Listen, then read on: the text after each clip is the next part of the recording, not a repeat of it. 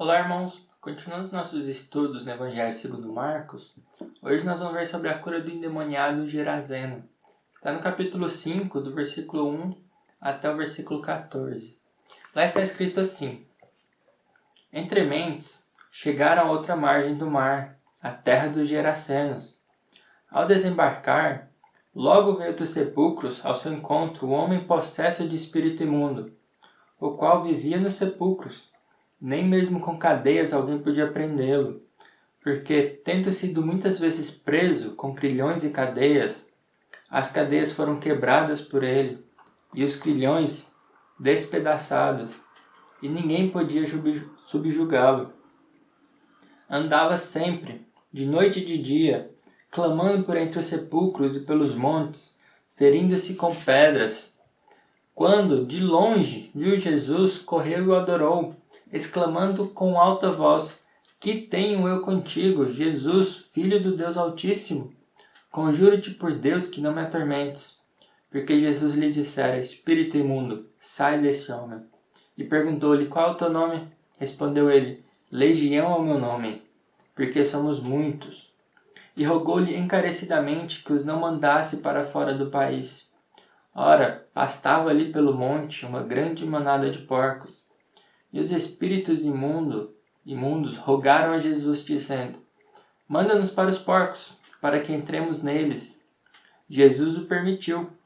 Então, saindo os espíritos imundos, entraram nos porcos, e a manada, que era de cerca de 2.000, precipitou-se despenhadeiro abaixo, para dentro do mar, onde se afogaram.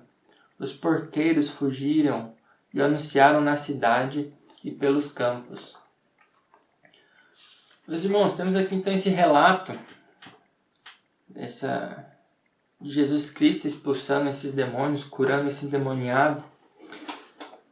Que o objetivo claramente é de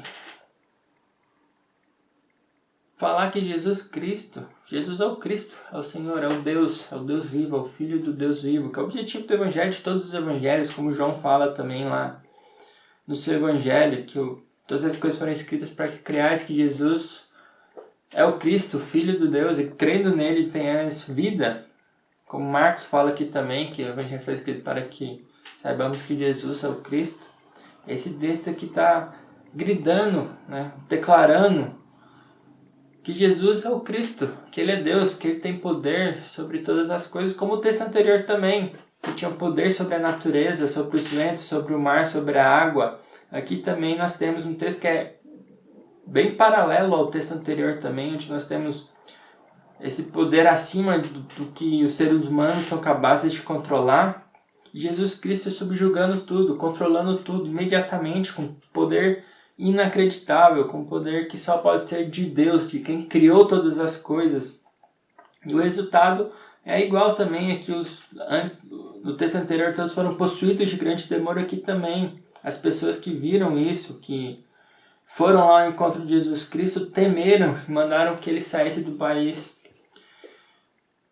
E ele começa esse texto com a demonstração desse poder demoníaco, desse poder sobre esse homem aqui possesso, que é algo até incomum. Normalmente, quando Satanás se apresenta, ele se apresenta como um anjo de luz. Nós vemos ele atacando as pessoas e as igrejas de forma bem sutil. Ele entrando como líderes da igreja, pessoas que são filhos de Satanás, na verdade, entrando como membros confessos da igreja, como líderes, como pastores, como professores de seminário e distorcendo a palavra de Deus.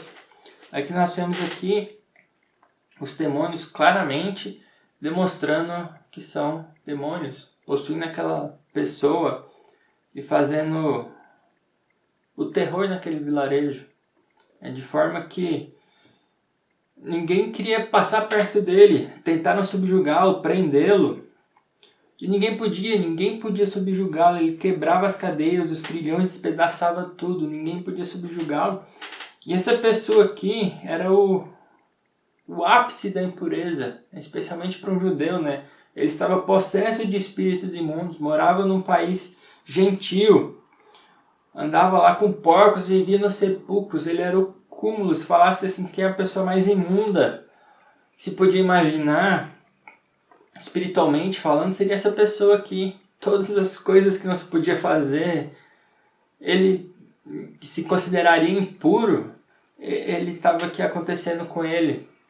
E se a gente pensar do lado de ponto de vista dele também, nós temos aqui uma pessoa que provavelmente está sofrendo muito mais do que até mesmo que Jó, né? Quando pensamos qual a pessoa que o homem que sofreu mais na Bíblia, assim, relatado na Bíblia foi Jó, mas é que nós temos uma pessoa vivendo no inferno, que não tem descanso nenhum, está sendo aplacada dia após dia pelos poderes demoníacos. Ela andava sempre, não tinha descanso nenhum, de noite e de dia, entre os sepulcros, clamando pelos montes, ferindo-se com pedras.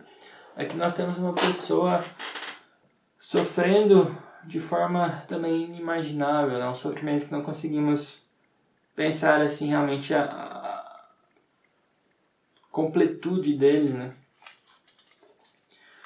E então nós temos Jesus Cristo, né? Nós temos esse endemoniado que ninguém podia subjugá-lo, viu de longe a Jesus Cristo, que ele fez, correu, adorou, caiu, se prostrou diante de Deus e estava lá subjugado, instantaneamente subjugado, essa legião de demônios subjugados diante de Jesus Cristo.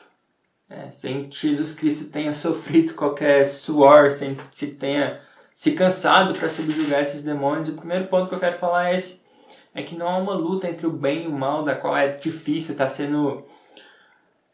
tem alguma dificuldade quer seja que Deus tenha em relação a dominar os poderes satânicos, demoníacos.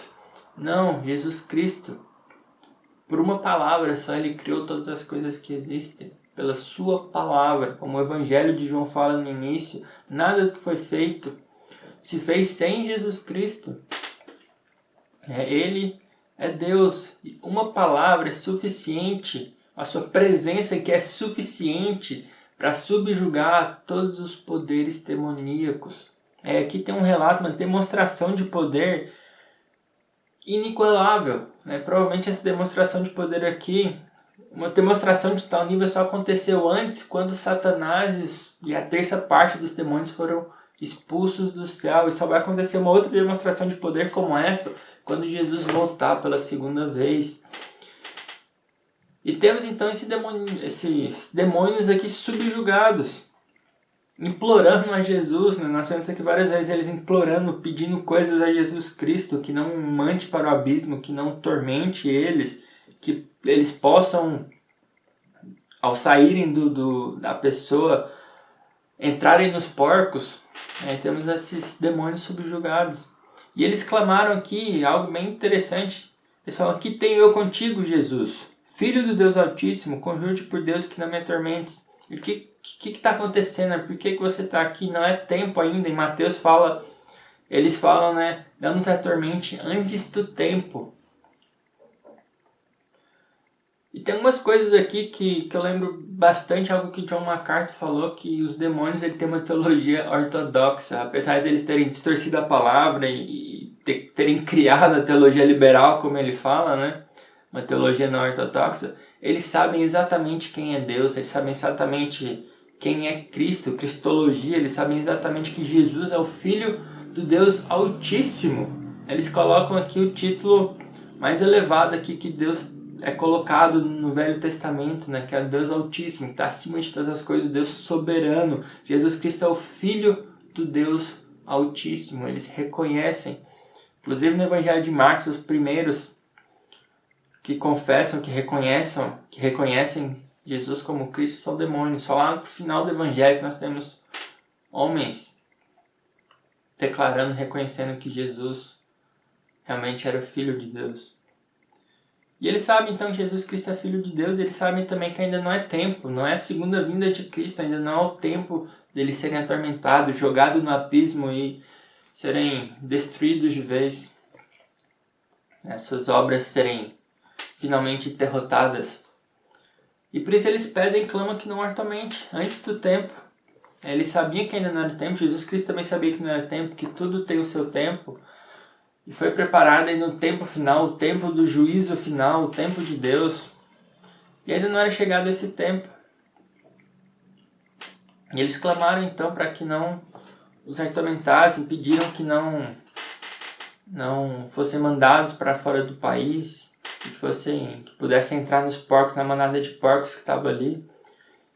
E Jesus permitiu que eles saíssem do endemoniado dessa pessoa e entrassem nos porcos. E algo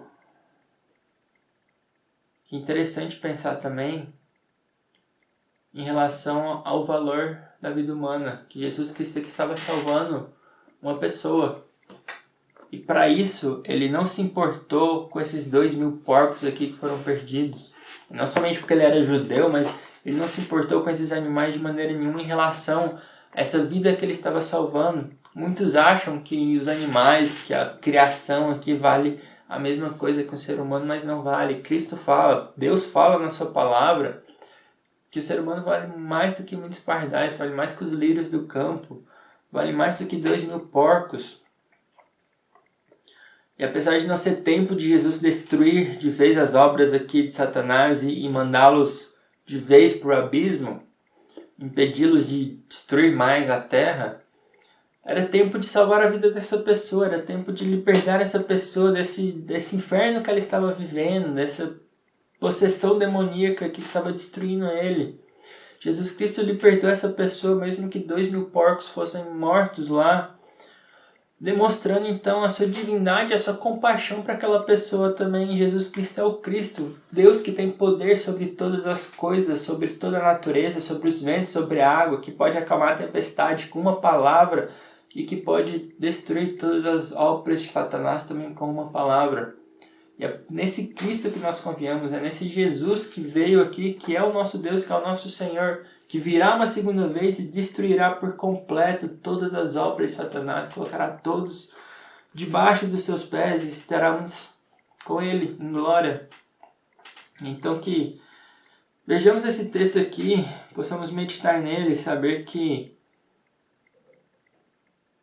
esse texto demonstra quem é Jesus Cristo, né? Que nós reconhecemos aqui quem é o caráter, quem é a pessoa de Jesus Cristo, qual é a sua natureza, que é Filho do Deus Altíssimo, o nosso Senhor Todo-Poderoso, que tem poder sobre todas as coisas e que nos liberta de todas as forças do mal, nos libertará definitivamente quando Ele voltar pela segunda vez, para nos levar para junto de si, para estarmos com Ele por toda a eternidade. Que louvemos Ele por isso, que Ele é o Deus Todo-Poderoso. Amém?